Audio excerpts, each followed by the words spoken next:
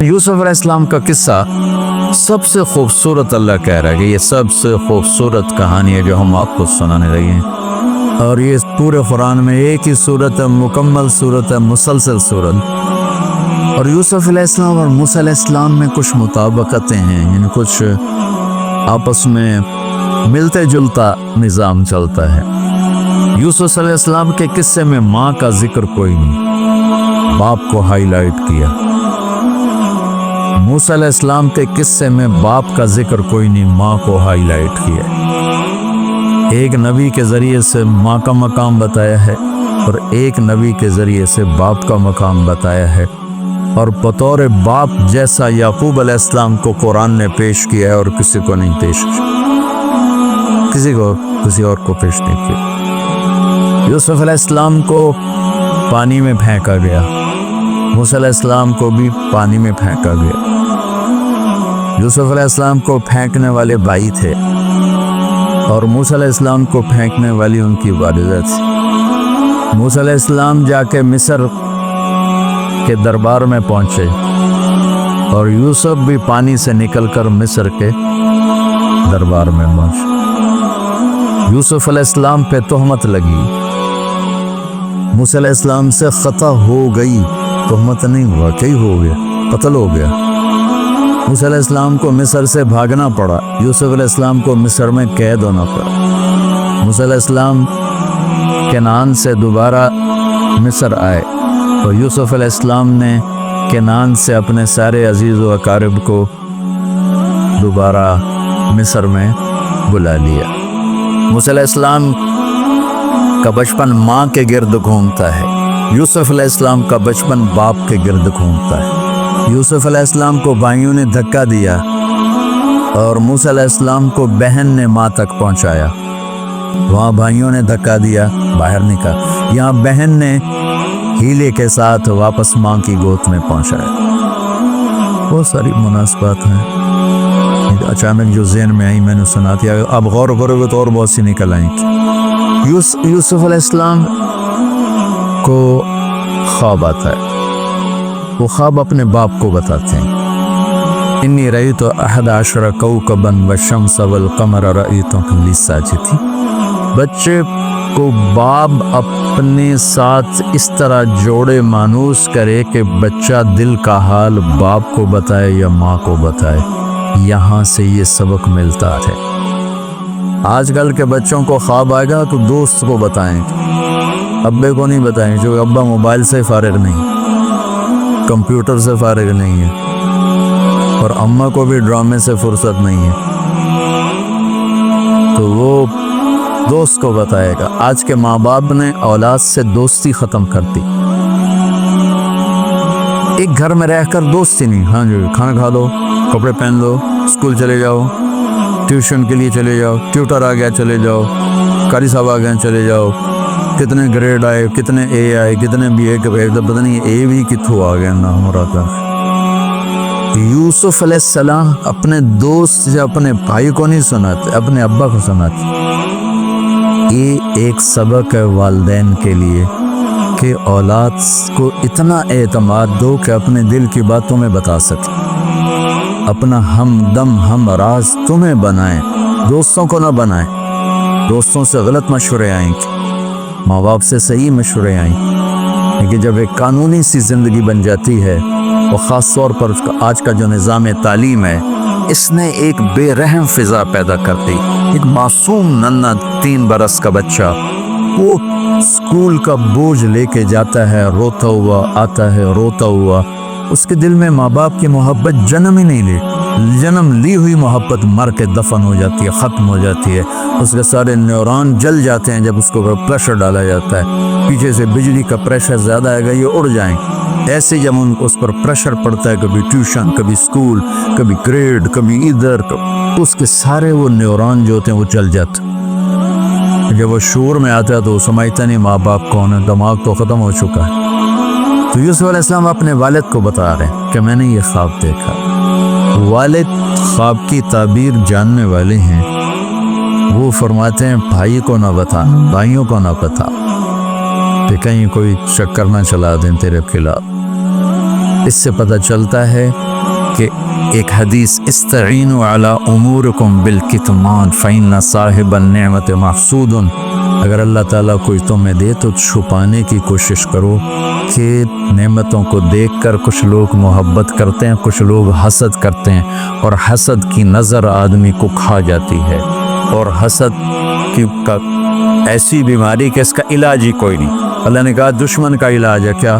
ادفع باللتی ہی احسن، دشمن کے ساتھ اچھا سلوک کر، وہ تیرا دوست ہو جائے گا۔ اور حاسد کا اللہ نے کہا علاج کوئی نہیں تو کیا کر کبا مجھ سے پناہ مانگ، ومن شر حاسد اذا حسد، کہ حسد کا اللہ نے علاج نہیں بتایا، سن رہے ہو؟ اللہ نے حسد کا علاج نہیں بتایا، پناہ مانگو ومن شر حاسد اذا حسد، یا اللہ بس تو جان بچا۔ تو خیر میرا خیال ہے پورا قصہ سنانے کی وجہ میں اس کا آپ کو نا اس کی متھ، اس کا جو اصل ہدف ہے جو اللہ بتانا چاہتا ہے وہ بتا دیں۔ واقعہ تو سب کو معلوم ہے، وہاں سے باپ کو دھوکہ دے کے لائے کنویں میں ڈال دیا، اور اتنی بے دردی سے مارا پیٹا، اور جب پھینکنے لگے تو ان کا ہاتھ منڈیر پہ پڑ گیا، تو ایک بھائی نے یہاں تلوار ماری قبضہ یوں، وہ اتنے زور سے لگی ہاتھ چھوٹ گئے، تو اللہ نے جبریل سے فرمایا گرنے سے پہلے گود میں لے لو، تو پانی میں گرنے سے پہلے جبریل کے پروں تک سے، اور اللہ تعالیٰ نے وہاں 3 دن وہاں رہے، تو وجاءت سیارة فأرسلوا واردهم فأدلى دلوه قال یا بشرى هذا غلام وأصروا بضاعة والله علیم بما يعملون۔ تو وہ قافلہ گزرا، وہاں کنواں دیکھ کے پانی لینے گئے، انہوں نے ڈول نیچے ڈالا، یوسف علیہ السلام ڈول میں بیٹھ کے، اور یوسف علیہ السلام اعطی شطر الحسن، پوری دنیا کے مردوں کو جو حسن ملا، عورتوں کو جو حسن ملا، اس کا پورا 1/2 یوسف اکیلے کو ملا، تو کیا چیزوں 7 ارب انسان تو آج ہیں، اور آگے کتنے آئیں گے ہمارے بعد، اور ہم سے پہلے کتنے گزر گئے، ان سب کے حسن کے 2 حصے کیے جائیں تو ایک حصہ پوری دنیا کو تقسیم کیا اور آدھا پورا یوسف کو دیا، کیا چیز ہوں گے، اور جنت میں ہر آدمی حسن یوسف والا ہو، کیا کمال ہے۔ اور اللہ تعالیٰ نے عورتوں میں سب سے حسین عورت اما حوا کو بنایا، اما حوا سب سے حسین عورت، ان کا اصلی قد ہے 130 فٹ دی اما جان، 130 فٹ کے ابا جان، یہی قد جنت میں اللہ واپس لوٹا دے گا، 130 فٹ کی ہائٹ کا۔ تو جو ڈول سے نکلا یا بشرا بیون کی آواز میں، یا بشرا ہاذا غلام، وہ یہ کیا چیز نکلا، ہاذا غلام میں حیرت ہے کہ یہ کیا ہے، یہ کیا چہرہ ہے، کیا نور ہے، کیا حسن ہے، کیا جمال ہے، اور ابھی امتحان چل رہا ہے، این اس وقت بھائی پہنچ گئے ان کو چیک کرنے کے لیے کہ کیا حال ہے، ارے یہ تو ہمارا بھاگا ہوا غلام ہے، تمہیں کہاں سے مل گیا؟ کہا ہمیں تو کنویں سے ملے گا، اچھا ٹھیک ہے ہم بیچنے لے جاؤ، وشروہ بثمن بخس دراہم معدودہ وکانوا فیہ من الزاہدین۔ تو مصر کے گورنر نے خریدا تو اکرمی مثواہ عسیٰ ان ینفعنا او نتخذہ ولدا،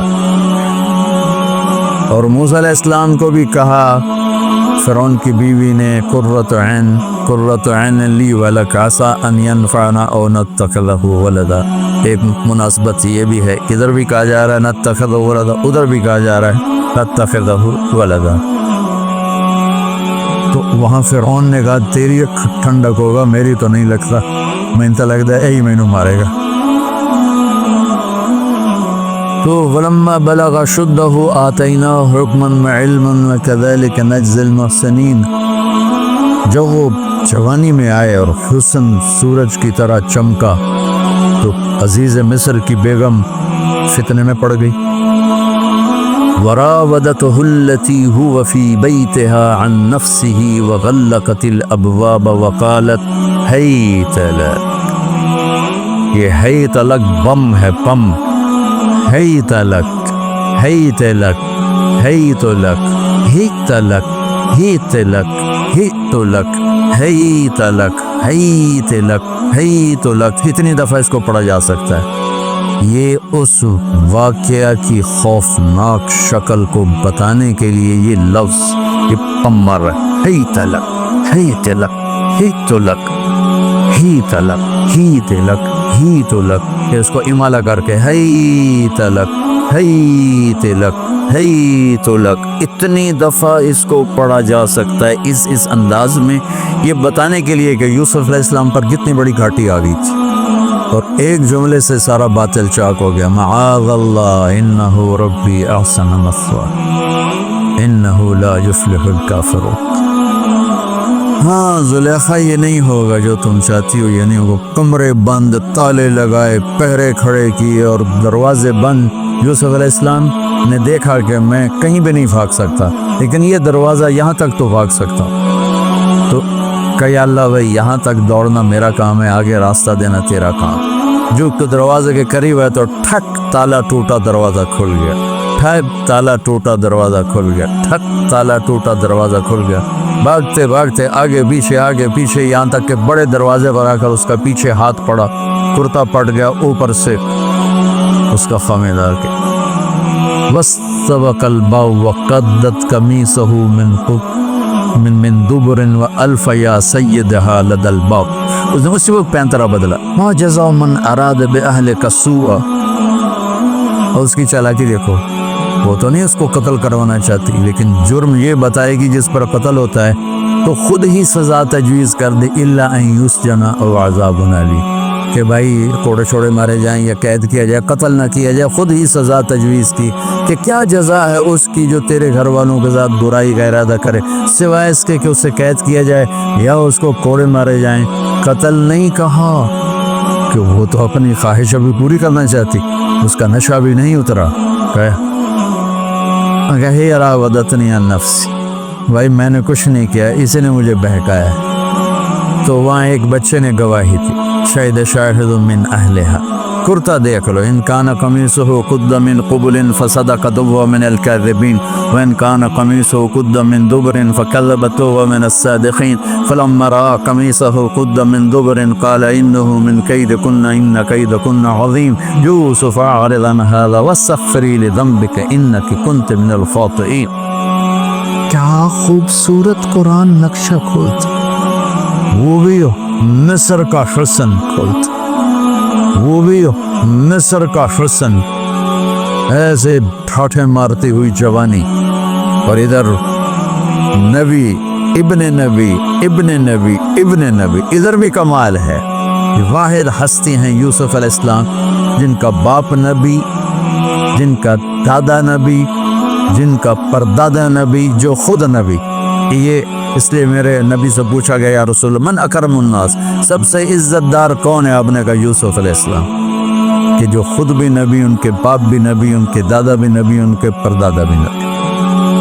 تو اللہ تعالیٰ نے اسی کے حساب سے امتحان لیا جس سطح پر وہ تھے. جو ساری رسیاں توڑوا کے بھاگے اور عزیز مصر سامنے پیترا بدلا کہ اس کو قید کرو. اس نے یہ کیا، اس نے یہ کیا. جب وہ دیکھا گا تو ہی لگتا غلط ہے، یوسف بھائی تو درگزر کر. لیکن بدنامی ہو گئی، بدنامی ہوئی تو پھر انہوں نے کہا اس کو قید میں ڈال دو. پھر قید میں ڈالا. اس کے بیچ میں یہ واقعہ ہے کہ بنسوۃ فی المدینۃ امرأۃ العزیز تراود فتاها عن نفسی قد شغفها حبا انا لنراها فی ضلال مبین. ارے زلیخا عورتوں کے تانے، تو ملکہ ہو کر، شہزادی ہو کر ایک غلام پہ ایسے لٹو ہوگی، تجھے شرم نہ آئی؟ تو نے اپنی عزت کو نہ دیکھا، اپنے مرتبے کو نہ دیکھا نا، میں تھوڑی خبر لے لینی ہے. تو فلما سمعت بمکرہن ارسلت الیہن وعادت لہن متکئا. اس نے ایک دسترخوان سجایا، اس پہ پھل فروٹ رکھے. وآتت کل واحدۃ منہن سکینہ، اور ایک ہاتھ میں پھل دیا، ایک ہاتھ میں چاقو دیا. اب وہ اپنے چاقو سے پھل کاٹ رہی ہیں. قال اخرج علیہن، قالت اخرج علیہن. یوسف باہر آؤ. پردہ ہٹا، یوسف سامنے آئے تو پھل کاٹنے کے بجائے ہاتھ کٹنے لگے. فلما رأینہ اکبرنہ، آنکھیں یوں ہٹ کے دیکھ رہی یوسف پہ لگی ہوئی ہیں، سب کی یوں آنکھیں لگی ہوئی ہیں، اور یہ چھری جو ہاتھ میں ہے وہ پھل کی بجائے وہ انگلیوں کو کاٹ رہی اور اس سے خون گر رہا ہے اور انہیں خبر نہیں لگ رہی. قطعن ایدیہن وقلن حاشا للہ ما ھذا بشرا ان ھذا الا ملک کریم. یہ انسان نہیں، کوئی دیوتا ہے. ملک کا ترجمہ فرشتہ نہیں، فرشتوں کو تو جانتے نہیں تھے. دیوتا، یہ کوئی دیوتا ہے. ان کو یاد ہی نہیں رہا کہ ہمارے ہاتھ کٹ رہے ہیں، احساس ہی نہیں ہوا ہمارے ہاتھ کٹ رہے ہیں یا پھل کٹ رہے ہیں. قالت ذالکن الذی لمتننی فیہ، دیکھ لیا جے تمہیں پتہ نہیں چلا تم ہاتھ کاٹ رہی ہو، یہ ہے جس نے مجھے پاگل بنایا ہوا ہے. وَلَئِن لَّمْ يَفْعَلْ مَا آمَرُهُ لَيُسْجَنَّ وَلَيَكُونَنَّ مِنَ الصَّاغِرِينَ. یا یہ میری بات مانے گا یا یہ ذلیل ہوگا، یہ قید نہ جائے گا. قال رب السجن احب الی مما یدعوننی الیہ. یا اللہ تو مجھے ان کے شر سے بچائے. آپ نے فرمایا ترکت بعدی فتنۃ الرجال اضر من النساء، میں نے مردوں پر سب سے بڑا فتنہ اپنے بعد جو چھوڑ کے جا رہا ہوں عورت. عورت سے مراد غلط عورت. راویہ بصری بھی عورت ہے، شعوانہ بھی عورت ہیں، شیخ عبد القادر جیلانی کی ماں بھی عورت ہیں، جنید بغدادی کی ماں بھی عورت. النساء میں اشارہ ہے غلط عورت، غلط عورت، بد کردار عورت، بد چلن عورت. یہ سب سے بڑا فتنہ ہے. بڑوں بڑوں کے پاؤں سے زمین نکل جاتی ہے سوائے اس کے جس کی اللہ اپنے فضل سے حفاظت فرمائے. یوسف علیہ السلام جیل میں چلے گئے. اللہ تعالیٰ نے ایک خواب کے ذریعے سے باہر نکالا. میں مختصر کر رہا ہوں. ایک خواب کے ذریعے سے باہر نکالا اور عزیز مصر نے آپ کو گورنر بنایا، وزیر خزانہ بنایا. وجاء اخوۃ یوسف فدخلوا علیہ وہم لہو منکرون فعرفہم وہم لہو منکرون. یوسف علیہ السلام میں نے یہ اس طرح رہتے تھے، اس طرح اپنے چہرے پہ نقاب رکھتے تھے کہ کوئی ان کی وجہ سے فتنے میں نہ پڑ جائے. اس طرح نقاب رکھتے تھے. تو وہ تو نقاب میں تھے، تو بھائی آئے تو انہوں نے پہچانا، نہ ان کو خیال تھا کہ یہ یوسف بیٹھا ہوا ہے. انہوں نے تو غلام بنا کے کہیں گل سڑ گیا ہوگا. انہوں نے کہا بھائی کو لے کر آنا ورنہ تو میں غلہ نہیں دوں گا. بھائی آئے، آخری جگہ پہنچتے ہیں. دوبارہ جب وہ غلہ لینے آئے، بنیامین کو انہوں نے روک لیا تھا. دوبارہ جب وہ غلہ لینے آئے تو یعقوب علیہ السلام کو بھائیوں نے بتایا کہ یوسف کو عزیز مصر نے روک لیا ہے بنیامین کو. تو یعقوب علیہ السلام کو 40 سال ہو گئے تھے روتے ہوئے. یعقوب علیہ السلام بطور باپ کیسے ہائی لائٹ ہوئے. وجاءوا علی قمیصہ بدم کذب قال بل سولت لكم انفسكم امرا فصبر جمیل واللہ المستعان علی ما تصفون. کرتا لے کر آئے، خون لگا ہوا لیکن پھٹا ہوا نہیں. تو یعقوب علیہ السلام نے فرمایا بھیڑیا بڑا سیانا ہے، چولا لا کے میرے کو دونوں کا دس، کرتا اتار کے میرے بیٹے کو کھایا کہ کرتا کہیں سے پھٹا نہیں اور یوسف کھایا گیا. یہ سب تمہارا مکر و فریب ہے. لیکن فصبر جمیل کا کیا مطلب ہے کہ بچوں تم نے بڑا ظلم کیا ہے لیکن میری زبان سے کبھی تانا نہیں سنو گے. میرا صبر رہے گا، موت تک رہے گا، تمہیں کبھی برا بلا نہیں کہوں گا. اور اتنی نافرمان اولاد کو گلے سے لگا کے رکھ، سینے سے لگا کے رکھا. اس محبت نے ان کو بھی توبہ پہ آ کے کھڑا کیا. اگر وہ آج کل کے والدین گھر سے نکل جاؤ آگ کر دو، اولاد اور ماں باپ میں رسہ کشی اور لڑائی اور جھگڑا اور نفرت ہے، نہ وہ ضد چھوڑتا ہے نہ وہ ضد چھوڑتا ہے. ماں باپ کو ضد چھوڑنی چاہیے. بچے نادان ہوتے ہیں، عقل کے کچے ہوتے ہیں، تجربہ ہوتا نہیں ہے. ان کے اوپر اگر ہم مسلط ہو کر اپنی ضدوں پر ان کو چکائیں گے تو وہ ٹوٹ جائیں گے، وہ بکھر جائیں گے، وہ ہم سے متنفر ہو جائیں گے. میں قربان جاؤں، والدین کو یعقوب علیہ السلام کی مثال سامنے رکھنی چاہیے کہ نافرمان اولاد کو گلے سے لگا کے رکھا اور کہیں بھی تانا نہیں دیا کہ تم نے میرے بیٹے کو مجھ سے جدا کر۔ فصبر جمیل، صبر کے ساتھ یہ آج کے ماحول میں یعقوب والی صفت اگر باپ میں ہوگی تو کوئی اولاد ضائع نہیں ہوگی، لیکن باپ ہی جب مقابلہ کر لیتا ہے، ضد پہ آ جاتا ہے تو اپنے ہاتھوں سے اپنی اولاد کو دفن کر دیتا ہے تابوت میں۔ نافرمانی کے تابوت کی کیل والدین لگاتے ہیں تو وہ ضد کر لیتے ہیں، بچوں سے ضد کر لیتے ہیں، ارے اپنی ضدیں توڑ دو، وہ تمہارے اوپر قربان ہو جائیں گے، فدا ہو جائیں گے۔ اگر ان پر اپنی ضدیں مسلط کرو گے پھر لڑائیاں ہوں گی، جھگڑے ہوں گے، نفرت ہوگی۔ تو یعقوب علیہ السلام بطور باپ انتہائی ہائی لائٹ ہوئے، انتہائی، کہ کس طرح اتنا بڑا جرم کرنے والی اولاد کو بھی گھر میں بٹھا کے کٹھے کھانا کھا رہے ہیں، کٹھے اٹھ، 40 سال سے یہ سلسلہ چل رہا ہے اور روتے روتے آنکھیں چلی گئی ہیں۔ اور انما اشکو بثی وحزنی الی اللہ، کہ میں تمہیں تو کچھ نہیں کہہ رہا ہوں، تلا تفتح تذکر یوسف حتی تکون حردا او تکون من الہالکین، ابا جان آپ تو تباہ ہو جائیں گے، برباد ہو جائیں گے، یوسف کے غم میں آپ مر جائیں گے۔ کہا میں تم سے تو کبھی کچھ نہیں کہا، تمہیں کبھی کوئی تانا دیا؟ انما اشکو بثی وحزنی الی اللہ، اللہ کے سامنے روتا ہوں، تمہیں تو کبھی کچھ نہیں کہا۔ یہ بطور باپ، تم بھی بہت سے شادی شدہ ہو، تمہارے بچے چھوٹے چھوٹے ہو چکے ہیں، تم جو مولوی ہوتے ہو بہت جلدی بچے کو جنید بغدادی بنانا چاہتے، پیدا ہوتے ہی سر پہ ٹوپی، دودھ پیتا بچہ سر پہ ٹوپی۔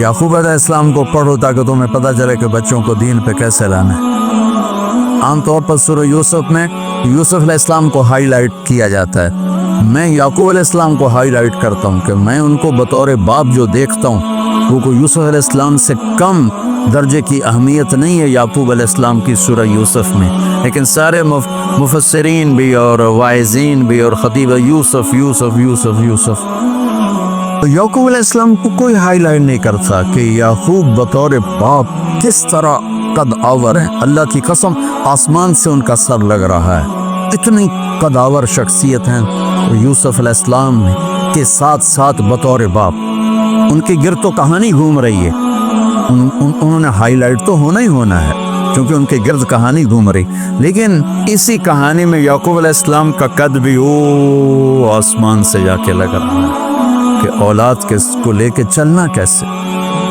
اولاد بگڑ جائے، اکھڑ جائے، کیا کرنا، لڑائیاں کرنی ہیں، گھر سے نکالنا، مقابلے کرنے نہیں، دب جانا، شکست مان لینی ہے، ہار مان لینی ہے اور محبت کو بڑھانا ہے۔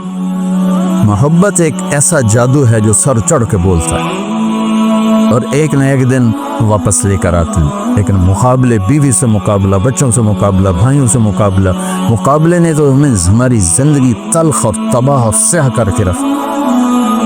یعقوب علیہ السلام نے خط لکھا، وزیر خزانہ، ان کے بتایا گیا یوسف ہے کہ ہم انبیاء کی اولاد ہیں، ہم چور نہیں ہیں اور بڑے امتحان سے گزر رہے ہیں۔ میرے دادا کو آگ میں ڈالا گیا، میرے باپ کو چھری کے نیچے سے نکالا گیا۔ حضرت اسماعیل کو باپ کا لقب دیا کہ عربی میں چاچے کو بھی باپ کہہ سکتے ہیں، تو میرے باپ کو چھری کے نیچے سے نکالا گیا، میرے بیٹے کو مجھ سے چھینا گیا، 40 برس گزر گیا، اس کی یاد میں اندھا ہو گیا، اب تو نے میرا سہارا اس کو روک لیا، برائے مہربانی آزاد کر۔ اچھا، یعقوب علیہ السلام بھی نبی ہیں، یوسف بھی نبی ہیں۔ یوسف 1 ہفتے کی مسافت پر مصر میں ہیں، لیکن اللہ کی طرف سے اجازت نہیں ملی ہوگی اپنے آپ بتانے کی، ورنہ تو وزیر خزانہ بنتے ہی کسی کو بھیج دیتے، جاؤ بھائی میرے ابا کو بتاؤ۔ ادھر بھی خاموشی ہے، ادھر بھی خاموشی ہے۔ جب یہ خط پڑھا یوسف علیہ السلام نے تو رو پڑے اور اللہ سے دعا کی، یا اللہ مجھے اپنے آپ کو ظاہر کرنے دیا، تو اللہ نے کہا ٹھیک ہے، ظاہر کر دو اپنے آپ۔ تو اب بھائیوں کو بلایا۔ اچھا، بیچ میں ایک وہ خواب کی بعد میں ایک بات ابھی یاد آئی، وہ کہہ دوں۔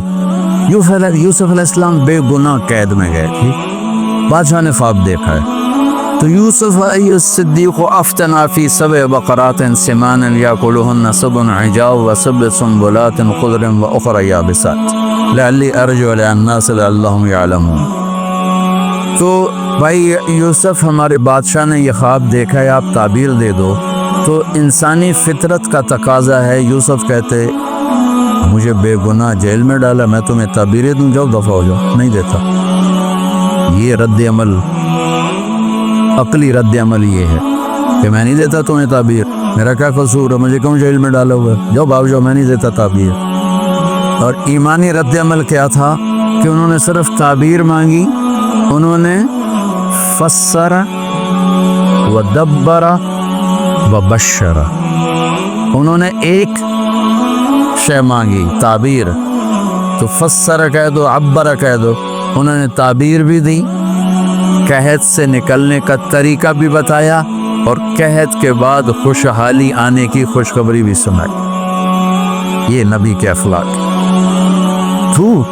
تو نے میرے ساتھ یہ کیا، اور میرے پاس کس لیے آئے ہو، تو یہ یاد نہیں تو نے میرے ساتھ کیا کیا تھا۔ یہ ہے آج کے اخلاق بھی یہی ہیں، اور انسان چلتا بھی اسی پر ہے۔ اور تو میرے نال کیتا کہ آج میں تیرے نال کیوں چنگا کروں، چل دوڑ جا۔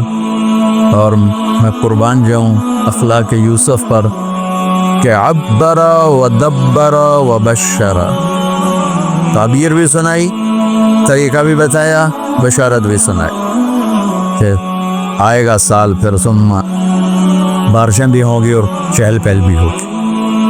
تو اللہ سے مانگ لو کہ اخلاق یوسف اللہ تمہیں نصیب فرماتے۔ یوں نقاب تھا اور بھائی آ گئے دوبارہ، اب اجازت ہو چکی ہے کہ بتا دو، تو ایسے نقاب ہٹایا۔ هل علمتم ما فعلتم بيوسف وأخيه إذ أنتم جاريون۔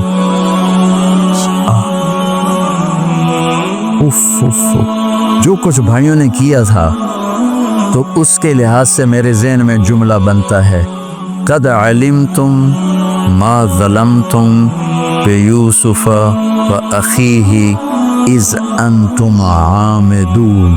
سمجھو میرا جملہ؟ تمہیں خوب یاد ہوگا جو تم نے یوسف اور اس کے بھائی پہ ظلم کیا، سوچی سمجھی اسکیم اور سازش کے تحت یہ جملہ بنتا ہے۔ اور اخلاق یوسف دیکھو، حل علمتم، میں نے تھوڑی دیر پہلے بتایا، حل کہاں بولا جاتا ہے؟ جہاں مجھے یہ پتا ہو کہ مولوی شاہ صاحب میری بات نہیں جانتے اس لیے میں حل کیا آپ کو پتہ چلا، یہ ہے حل۔ کیا آپ کو معلوم ہے، یہ حل ہے۔ تو حل کا لفظ لا کے بھائیوں کو کیا بتا رہے ہیں کہ تم بے خبر تھے۔ حل علمتم، بے خبری میں ما فعلتم، فعل عربی زبان کا کمزور ترین لفظ ہے، تھوڑا بہت یوسف کے فعلتم بیوسف، تھوڑا بہت یوسف کے ساتھ کوئی اونچ نیچ ہو گئی تھی، اور اس کے بھائی کے ساتھ اذ انتم جاہلون، وہ بھی تم نے جان بوجھ کے نہیں کیا تھا، نادانی میں ہو گیا تھا۔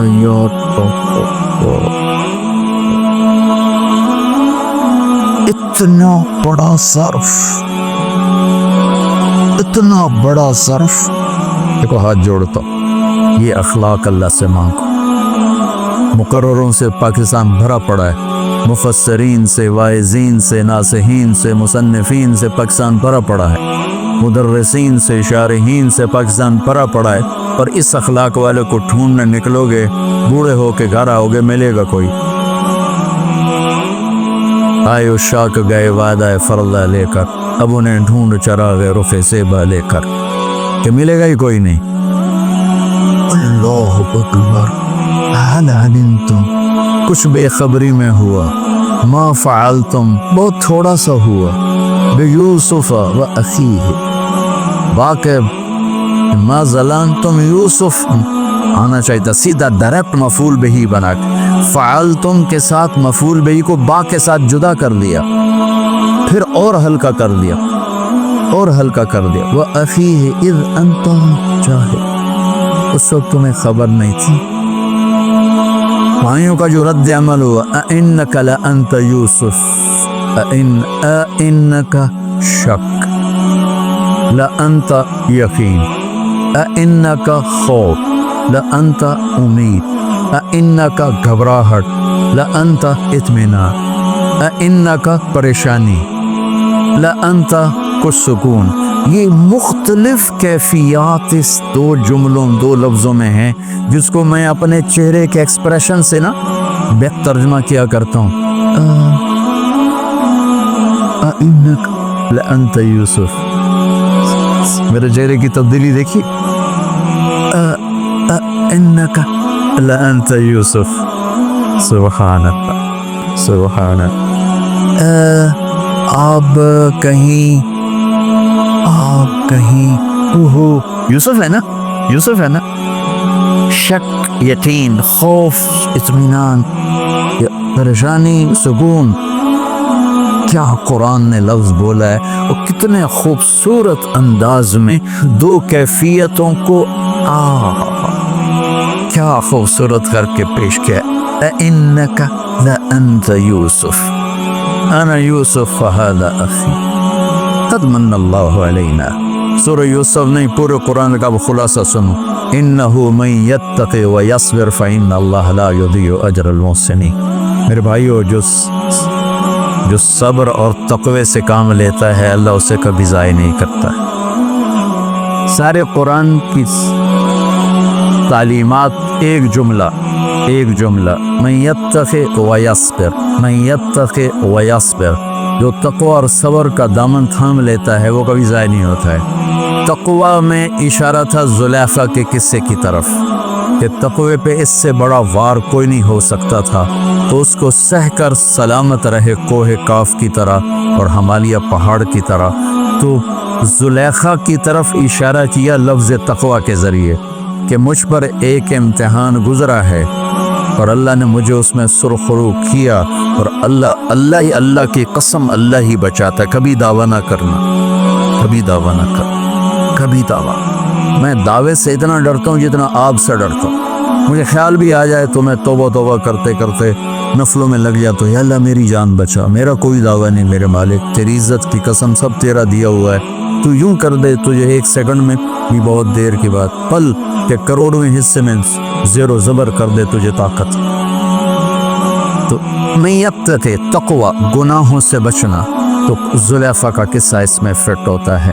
اور وہ یصبر جو بھائیوں کے ساتھ کر کے دکھا دیا، جو بادشاہ کے ساتھ کر کے دکھا دیا، خواب کی تعبیر دی، بھائی آئے تو کوئی تانا نہیں دیا. الفاظ دیکھو، قد علمتم ما ظلمتم بیوسف واخیہ اذ انتم عامدون میں کتنی چھریاں ہیں. اور هل علمتم ما فعلتم بیوسف واخیہ اذ انتم جاہلون. پھول بکھیر دیے، پھول بھائیوں کو شرمندگی سے بچا دیے. اور جب یعقوب علیہ السلام واپس آئے اور پہنچے تو جب کارگزاری سنانے لگے بھائیوں کے سامنے تو پچھلی ساری کٹ کر کے کہا اذ اخرجنی من السجن وجاء بکم من البدو من بعد ان نزغ الشیطان بین اخوتہن ربی لطیف لما یشاء. پوری کہانی کٹ کر دی، وہ سنائی نہیں میرے بھائیوں نے کیسے نکالا، کیسے ڈالا، کیسے بیچا، کیسے دھکا دیا، کیسے ہیلا کیا. اپنی کہانی کو جیل سے شروع کیا. میں کیسے بتاؤں اخلاق یوسف. بھائی بیٹھے تھے نا، اب یعقوب علیہ السلام نے کہا بیٹا کارگزاری سنو، کیسے ہوئی، کیا سننے تو تھی نا کارگزاری، کیا ہوا، کیسے ہوا. کہ بس ابا جان اللہ نے جیل سے نکالا. پچھلی ساری کہانی دفن کر. قد احسن بی ربی. یعقوب علیہ السلام کو کارگزاری سنانے لگے. جب ہم کارگزاری سناتے ہیں چلی کی جماعت تو بھائی جب ریمنڈ سے نکلے تھے وہیں سے شروع ہوتی ہے نا کارگزاری. تو میں قربان جاؤں اخلاق یوسف پر کہ انہوں نے پیچھے سے کہانی نہیں سنائی کہ مجھے کیسے نکالا، مجھے کیسے کنویں میں ڈالا، مجھے کیسے بیچا. قد احسن بی، ابا جان بس اللہ نے بڑا کرم کیا. اللہ نے مجھے جیل میں ڈال دیا تھا مصر والوں نے، تو مجھے اللہ نے جیل سے نکالا اور اللہ آپ کو وہاں سے کنعان سے میرے پاس لے کر آ گیا. یہ سب میرے رب کا اور میرے مولا کا کرم ہے. اپنے بھائیوں کو شرمندہ ہونے سے بچاتا. اللہ مجھے ان اخلاق کا ذرہ دے دے اللہ آپ کو ان اخلاق کا ذرہ دے دے۔ اللہ کی قسم آپ کو کوئی پکڑ نہیں سکے گا عبادات اور علم کے ذریعے سے، یہ سارے دھرے رہ جائیں گی۔ عبادات، نفلی عبادات اور نفلی ذکر، اذکار، تسمیہ، مراقبے، اخلاق ایسا اتنا تیز رفتار راکٹ ہے کہ اس کو کوئی نہیں پکڑ سکتا۔ میرے پاس سعید عمر اور یوسف، محمد یوسف نیا نیا مسلمان ہوا تھا، میرے پاس آئے دونوں، کہنے کہ طاقت تو لگ گئی کرکٹ میں، تو کوئی شارٹ کٹ بتاؤ جنت۔ تو میں نے تھوڑی سی اخلاق کی بات کی، میں نے کہا یہ کر لو، کہنے کہ نہیں یہ تو مشکل ہے، کوئی اور بتا، یہ تو مشکل سبق، یہ بے خطا علم ہے۔ ذالک الکتاب لا ریب فیہ وتمت کلمۃ ربک صدقا وعدلا لا مبدل لکلمات انہ لقول فصل وما هو بالہزل۔ ایسے دعوے کون کر سکتا ہے؟ قل لئن اجتمعت الانس والجن على ان ياتوا بمثل هذا القرآن لا ياتون بمثله ولو كان بعضهم لبعض ظهيرا۔ یہ دعویٰ کون کر سکتا کہ یہ میرا کلام ہے، اور پوری دنیا کے انسانوں کو چیلنج ہے کہ ایسا کلام لکھ کے دکھاؤ، کسی مصنف، کسی شاعر، کسی ادیب کا کوئی دعویٰ نہیں۔ یہ دعویٰ قرآن کا آج تک باقی ہے۔ ہر چیلنج ٹوٹ گیا، ہر ریکارڈ ٹوٹ گیا، ہر چیلنج ٹوٹ گیا۔ قرآن کا چیلنج آج بھی باقی ہے کہ فاتو بصورت من مثلہ، لاؤ اس جیسی ایک صورت لے آؤ، اس جیسا کلام لے کر آؤ۔ تو اپنے دعوے میں اتنی طاقت کے ساتھ قرآن بولا ہے، آج تک کوئی اللہ کے کلام کے سامنے کون کوئی آ سکتا؟ تو ناممکن ہے۔ اور امت کی بدنصیبی ہے کہ قرآن گھر میں ہے جو خطا سے پاک علم ہے، جس کا قول پتھر کی لکیر ہے، اور بولنے والا میرا نبی ہے جن کا قول پتھر کی لکیر۔ ابو ذر رضی اللہ تعالیٰ عنہ کا انتقال ہو رہا تھا ربضہ، مدینہ سے کوئی 150 کلومیٹر صحرا میں، نہ ادھر کوئی انسان نہ ادھر کوئی انسان، ایک بیگم ایک بیٹی۔ ان کی بیگم نے کہا تم مر رہے ہو، میں بوڑھی، یہ بچی، تجھے غسل کون دے گا، تجھے کفن کون دے گا، تیری قبر کون کھودے گا، تجھے دفن کون کرے؟ تو فرمانے لگے بی بی ما کذبت وما کذبت، نہ میں تمہیں جھوٹ بولنے لگا ہوں، نہ جس کی بات بتا رہا ہوں نہ وہ جھوٹا تھا۔ میں ایک مجلس میں تھا تو میرے نبی نے فرمایا تم میں ایک شخص بیٹھا ہوا ہے جو اکیلا رہے گا، اکیلا مرے گا، اکیلا اٹھے گا، اور اس کا جنازہ مسلمانوں کی ایک جماعت پڑے گی۔ تو اس محفل میں جتنے لوگ شریک تھے وہ سب شہروں میں مر گئے، میں اکیلا رہ گیا ہوں، اور میں اس جنگل صحرا میں ہوں، اور میری موت میرے سر پر ہے، اور مجھے اکیلے بھی اٹھنا ہے، اور میرا جنازہ مسلمانوں کی ایک جماعت نے پڑھنا ہے۔ جو کہہ رہا ہوں صحیح کہہ رہا ہوں، تمت کلمۃ ربک صدقا وعدلا انہ لقول الفصل، کہ میرے نبی بھی جب بولتے ہیں تو ما ینطق عن الہوی ان ہوا الا وحی یوحی، ان کی زبان پر اللہ بولتا ہے۔ وہ کہنے لگی انا یکون وقد انقطع الحج، یہ کیسے ہوگا؟ حج کا تو زمانہ نہیں، حج کے موسم میں یہ شارٹ کٹ مکے کا راستہ تھا، تو حجاج راستہ مختصر کرنے کے لیے یہاں سے گزرتے تھے۔ تو ان کی بیگم نے کہا حج تو ہے نہیں، تو کون گزرے گا یہاں؟ تو فرمایا کہ مجھے نہیں پتا کون گزرے گا، لیکن جو تمہیں کہہ رہا ہوں یہ حق اور سچی ہے۔ امت نے اپنے نبی کی باتوں پر ہی سب سے زیادہ شک کیا۔ ایک تھوڑے سے پڑھے لکھے کی بات پہ جی بہت بڑے اسکالر ہیں وہ یہ کہہ رہے ہیں، اور جس کے پاس اولین و آخرین کا علم تھا، جس کے علم کی منتہا ہے کہ لوح محفوظ کی تحریر کو مسجد میں بیٹھ کے پڑھ سکتے ہیں، ان کے علم کا مذاق اڑایا جا رہا ہے۔ میرے نبی کا علم ہے، سچ نجات دیتا ہے، جھوٹ ہلاک کرتا ہے۔ میرے پاکستان کا تاجر بھی کہتا ہے، زمیندار بھی کہتا ہے، سیاستدان بھی کہتا ہے، وکیل بھی کہتا ہے، مرد بھی کہتا ہے، عورت بھی کہتی ہے، جھوٹ کے بغیر کوئی کام۔ اتنے بڑی ہستی کے علم کو چیلنج کر کے ایک ڈاکٹر کے کہنے پر میٹھا چھوڑ دیتا ہے، شوگر لے کے نہیں، آپ نے میٹھا نہیں کھانا، نہیں کھاتے۔ آپ نے بڑا گوشت ہے، جیسے مجھے آپ کہتے ہیں بھائی آپ کے سٹینٹ پڑا ہے تو آپ نے بڑا گوشت نہیں کھانا ہے، آپ نے ملائی نہیں کھانی ہے، مکھن نہیں کھانا، اچھا نہیں کھاتے ہیں۔ اتنی بڑی ہستی جن کی نظر لوح محفوظ پر جا رہی، کہنا کہ جا راستے میں بیٹھ، وہ جا کے بیٹھ گئے، کوئی بھی نہیں آیا۔ اگلے دن پھر کہنے لگی اب کیا ہوگا، کہ جا راستے میں بیٹھ۔ عجیب کیا یقین ہے اللہ کے نبی کی بات۔ یہ یقین قرآن مانتا ہے، لا ریب فی پیدا کرو پھر اس سے نفع ہوگا۔ پہلے لا ریب فی اپنے دل میں لاؤ، اس کے بلاغی نقطے اور اس کے فقہی نقطے اور اس کے تفسیری نقطے، یہ تو بہت بعد کی چیز ہے، اور یہ تو ہر عربی دان نکال سکتا ہے، ایک غیر مسلم بھی نکال سکتا ہے۔ لیکن اس سے اگر کچھ نکالنا چاہتے ہو، لینا چاہتے ہو، تو لا ریب فی پیدا کر، لا ریب فی، یہ یقین پہلے پیدا کرو، پھر یہ قرآن تمہیں نفع دے گا، پھر اس کا علم تم پر کھلے گا، اس کا نور تم پر کھلے گا۔ تیسرا دن آ گیا اور موت کے آثار مکمل۔ سبحان اللہ، بیٹی کو بلایا کہ بیٹی بکرا ذبح کرو، آج مہمان آئیں گے میرا جنازہ پڑھنے، ان کا کھانا تیار کرو۔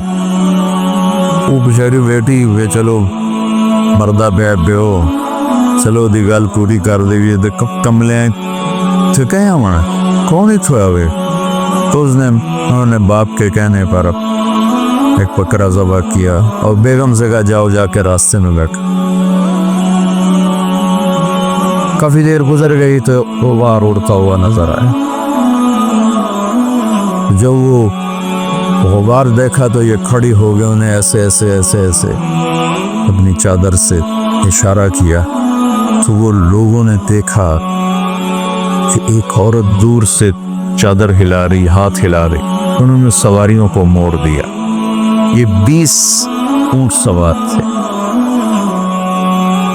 کہتی ہے هل لکم من رغبت علی جنازت صحابی من اصحاب رسول اللہ، کوئی تمہیں رغبت ہے ایک صحابی کا جنازہ پڑھ دو؟ کہنے لگے من ہوا، کون ہے؟ کہ ابو ذر الغفاری۔ سب رونے لگے کہ نفدیہ بو آبائنا و امہاتنا، ہمارے ماں باپ ابو ذر پہ قربان کدھر ہیں؟ کہ وہ سامنے جھونکڑا، چلو میرے ساتھ۔ یہ کون لوگ تھے؟ اس میں کون تھے؟ اس قافلے کے امیر تھے عبداللہ بن مسعود رضی اللہ تعالی عنہ اور ان کے ساتھی، اور یہ عمرے پہ تشریف لے جا رہے تھے، عمرے پہ نہیں جا رہے تھے، یہ ابو ذر کے جنازے کے لیے میرے نبی کی بات کو سچا ہونے کے لیے اللہ ان کو لا رہے تھے۔ عمرہ تو پھر ایک بہانہ بنا۔ تو جب وہ پہنچے تو ابو ذر رضی اللہ عنہ مسکرائے، کہا آ گئے نا، بیوی کو ٹھیک ہے نا، تسلی ہو گئی؟ تو پھر فرمانے لگے دیکھو مجھے میرا جنازہ وہ پڑھے جس نے حکومت کی نوکری نہ کی ہو۔ حکومت کیا تھی؟ خلافت راشدہ، اور حضرت عثمان رضی اللہ تعالیٰ عنہ کا دور تھا کہ میرا جنازہ وہ پڑھے جس نے حکومت کی نوکری نہ کی۔ عبداللہ بن مسعود ان میں سب سے بڑی ہستی تھے مرتبے کے لحاظ سے، لیکن وہ تو رہے تھے حکومت کے عہدوں پر رہے، حضرت عثمان کے زمانے میں، حضرت عمر کے زمانے میں، تو وہ تو کٹ ہو گئے بیچ میں، تو باقی سارے جو سب نے کوئی نہ کوئی نوکری کی ہوئی تھی۔ ایک انصاری نوجوان بولے کہ جی میں نے آج تک کوئی حکومت کی نوکری نہیں کی۔ کہا پھر تیرے پاس کفن ہے؟ کفن بھی مجھے تو ہی دے اور جنازہ بھی تو ہی پڑھا۔ تو کہنے لگا ہاں جی، یہ احرام کی 2 چادریں میری ماں نے اپنے ہاتھ سے یہ تیار کی، کہ بس انہی میں میرا کفن بنا دینا اور اسی میں مجھے دفن کر دینا، تو نے میرا جنازہ پڑھا، اور یہ کہہ کر اللہ کے حاضر ہو۔ تو ان کو غسل، کفن، جنازہ، تدفین سے جب فارغ ہو کے چلنے لگے تو بیٹی نے عبداللہ بن مسعود سے کہا کہ یا عم الی الطعام، کھانا تیار ہے۔ تو عبداللہ بن مسعود کہنے لگے اتنی جلدی کیسے تیار کر لی؟ تو انہوں نے عرض کی کہ ابا نے صبح ہی کہہ دیا تھا کہ میرا جنازہ پڑھنے مہمان آئیں گے، ان کے لیے کھانا تیار رکھو۔ تو عبداللہ بن مسعود رونے لگے اور کہنے لگے واہ ابو ذر، تو زندہ بھی سخی تھا اور مر کے بھی سخاوت نہ چھوڑ، مر کے بھی سخاوت نہ چھوڑ۔